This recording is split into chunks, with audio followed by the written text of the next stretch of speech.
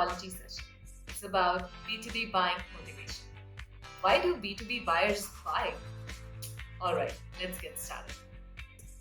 B2B buyers, like any other buyers, are driven by secret desires.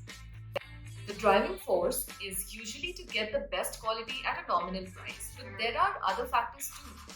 Some are quantifiable factors, while others tend to be more emotionally driven. For example, some buyers prefer to maintain old relations and would simply rule out minor price differences for timely delivery and credit payment terms. There are some buyers who prefer to experiment with new suppliers and providers. It ultimately depends on individual preferences to close a deal. For a better understanding of the buyer preferences and overall B2B buying motivation, let's first get to know the different types of buyers on the basis of their behavioral preferences. The work of marketing agents and sales personnel would be a cakewalk if they know the precise reason behind the sale of their products and services. Client psychology can be complex when it comes to understanding the reason why they choose to buy something.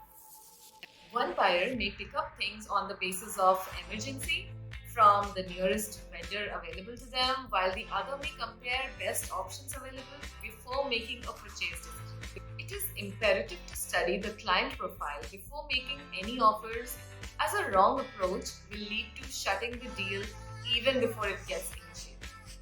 The business conditions keep evolving dynamically, and client profiles are no different. The client's needs may differ in the future, but it's always advisable to gauge the relationship level of the client with your company. It ensures good trade deals among current as well as prospective purchasers. Marketers can easily assess buyer behavior, enabling a great lead conversion rate. Now let me take you to the 4 groups of buyer categories before setting forth any marketing efforts. The sharp targets. This group of buyers comes in contact with you at the moment when you are offering exactly what they need. The timing of their association is just perfect. The marketer happens to be in touch with the buyer at the exact moment when he or she faces an issue and is looking for a solution. You need not upsell anything new to the buyers. You simply need to deliver according to the expectations. To retain these buyers, it is important to mold to their demand and serve consistently with integral quality. The affinity developed at this stage could hold them to become committed clients. The key here would be to minimize the client's risk and not making falls from your side. There should be no ground for clients to diverge from your proposal. Next, the proactive buyers.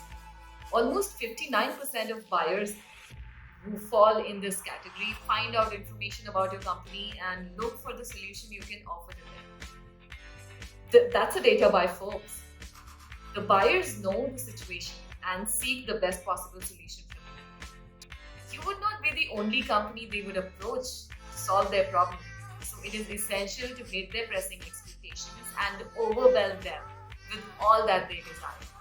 Don't give competition any opportunity to take away their steal from you. Make a lasting impression so that the buyer never goes around to any other company for this particular solution. Marketers, don't make the mistake of trying to tell the buyer how good you are compared to others, because they already know your company profile. They've done their research. Rather, keep your focus on the solution they need. It is an absolutely different strategy you need to apply when a buyer approaches you, vis-a-vis you approaching them. Next, the committed clients. You are the perfect 5-star rating seller for this buyer group. They have worked with you in the past and they have found out about you from reliable sources and want to make purchases only from you. They have really high expectations from you in terms of quality and commitment. They constantly look out for new products and services that you come up with. They even spread your brand name by word of mouth. Dark social, you see? Since these clients hold you in high regard, it is your responsibility to fulfill their expectations multifold. They are the true brand value ambassadors of your company. So So never disappoint them. Less marketing efforts are required for such clients. Although it is important to keep them satisfied and appreciate their efforts of being committed to you. Beware marketers.